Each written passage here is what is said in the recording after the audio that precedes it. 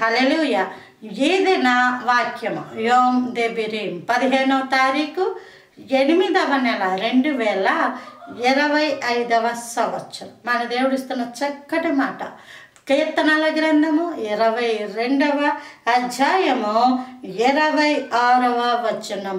దీనులు భోజనము చేసి తృప్తి పొందెదరు. భోజనం చేయాలి అంటే దీనులే అక్కర్లేదు, ఉన్నవాళ్ళు కూడా తింటారు. దీనత్వం అనేసరికి పేదరికం అని గుర్తు.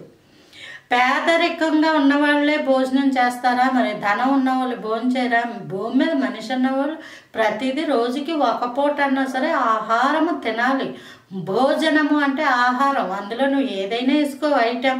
అది చపాతీ కావచ్చు, రైస్ కావచ్చు, కర్రీ కావచ్చు, నాన్ వెజ్ కావచ్చు, ఆకుకూరలు కావచ్చు. మొత్తానికి భోజనము చేస్తారు.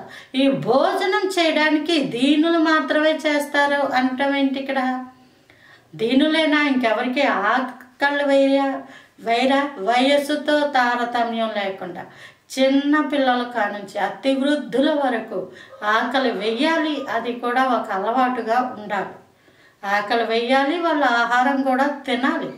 కానీ ఇక్కడ బైబిల్ గ్రంథం ఏమని చెప్తుందంటే దీనులు భోజనం చేసి తృప్తి పొందెదరు.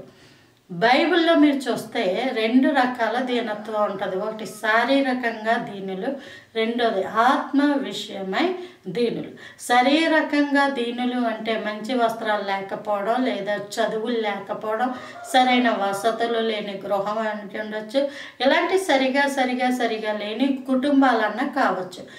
ఆత్మ విషయమై దీనులు అంటే దేవుని దగ్గర దీనత్వమును అలంకారముగా ధరించుకున్న వాళ్ళకి దీనత్వమే అంటే ఆత్మలో వాళ్ళు దీనులు.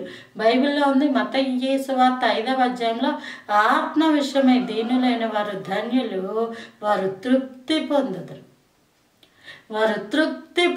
ఇక్కడ అదే మాట ఉంటుంది. దీనులు భోజనం చేసి తృప్తి పొందడం అంటే భోజనము ఆహారం అన్నది ఆత్మకి ఆత్మ సంబంధమైన ఆహారము, శరీర సంబంధమైన ఆహారము. శరీర సంబంధమైన ఆహారము శరీరాన్ని ఎలా అయితే బలాన్ని ఇస్తుందో ఆత్మ సంబంధమైన ఆహారము ఆత్మకు కూడా బలాన్ని ఇస్తుంది. ఎప్పుడైతే దేవుని దగ్గర దీనత్వము మనల్ని మనం తగ్గించుకొని ప్రార్థిస్తామో మనకి దేవుడు ఆత్మ సంబంధమైన ఆహారం పడతాడు. దానివల్ల తృప్తి పొందుతాం. ఆత్మలో తృప్తి అంటే దేవుడు మనతో ఉన్నాడు, దేవుడు మనతో మాట్లాడుతున్నాడు, దేవుడు నన్ను దీవిస్తాడు, పరలోక రాజ్యం ఇస్తాడు అనే తృప్తికరమైన జీవితం జీవిస్తారు. Praise the Lord. ఆమేన్.